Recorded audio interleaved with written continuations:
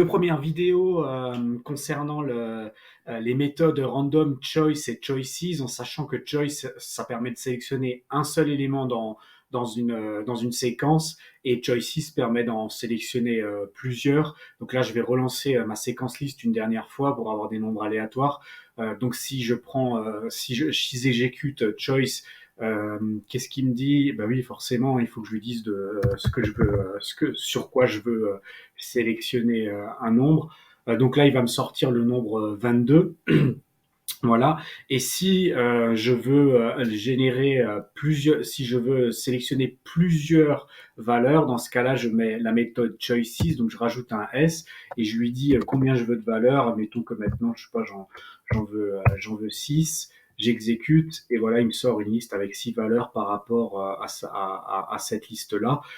Donc, comme j'ai fait dans les autres vidéos, je vais le faire aussi maintenant ici, c'est-à-dire que je vais basculer de random à NumPy puisque random est embarqué dans NumPy. Donc on va voir comment ça fonctionne avec NumPy. Donc je vais faire numnp.random. Je vais commencer par choice, hein, comme au début dans ma première vidéo j'avais utilisé choice et ensuite seulement la méthode choices. Donc je vais utiliser choice et je vais lui dire que je veux ma séquence liste. J'exécute et donc si ça fonctionne comme random, il va me sortir normalement une valeur de ma liste. Il m'a sorti 39, donc c'est juste. Et on va voir maintenant si je lui mets choices, comment ça fonctionne. Alors dans random, pour choices, je vous avais montré qu'il fallait rentrer un élément, il fallait spécifier le nom du paramètre qui était k. Alors, pour être sûr que je ne vais pas faire d'erreur, je vais regarder la documentation de choices pour NumPy pour voir si ça s'appelle aussi K.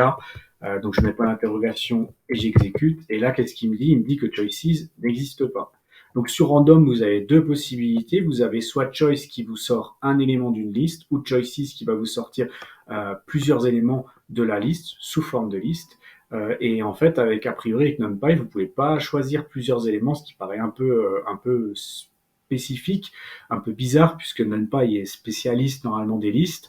Donc, ce que je vais faire, c'est que je vais revenir sur la méthode choice et je vais regarder la documentation de choice. Là, je sais que je vais avoir une documentation puisque avant j'ai exécuté quelque chose avec choice et ça a marché. Donc, la méthode choice existe bien.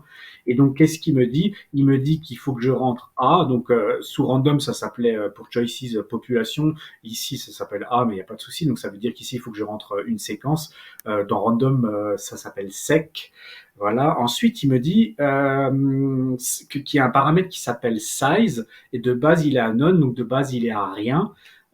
Et donc, size, c'est la taille. Donc, maintenant, j'ai compris comment ça fonctionne. Et donc, et juste que vous regardiez le A ici, là, dans le paramètre A, c'est la séquence qu'il faut que je lui propose.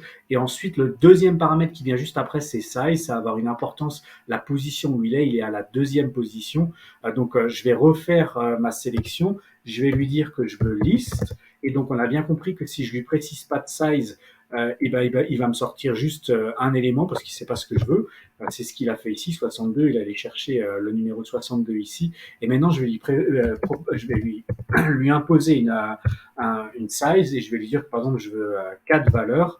Je le mets là et j'exécute et il me sort bien une liste de 4 valeurs. Alors c'est une liste, mais vous voyez bien que ici avec le module random, comme le module random c'est natif sous Python, et ben il m'a généré un objet de type liste natif. Et ici comme on est sous NumPy, et ben ce qui va me sortir c'est un array, donc c'est une autre séquence. Mais c'est toujours un objet de type séquence, hein, mais c'est l'objet NumPy.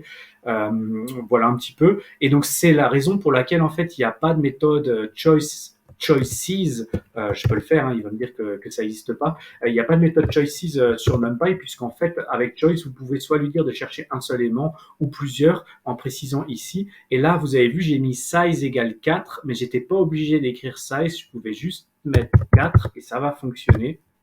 Je vais l'exécuter.